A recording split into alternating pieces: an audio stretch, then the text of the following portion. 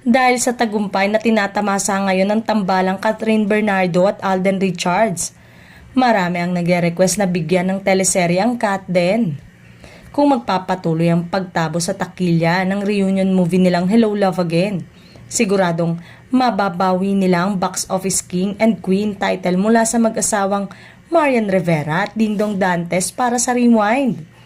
Milyon-milyon na ang kinikita ngayon ng pelikula ni na Alden at Catherine mula sa Star Cinema, ABS-CBN Studios at GMA Pictures at hindi malayong maabot pa nito ang 1 billion mark sa mga susunod na araw.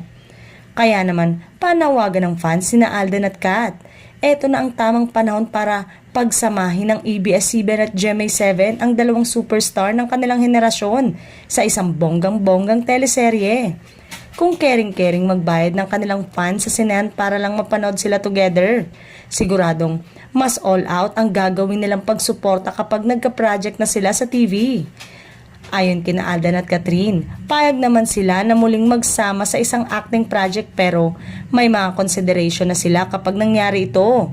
Ngunit kung teleserye raw ang kanilang gagawin, it's a management decision na raw dahil nga magkaiba sila ng network pero ngayon, wala ng network war, posible na itong mangyari.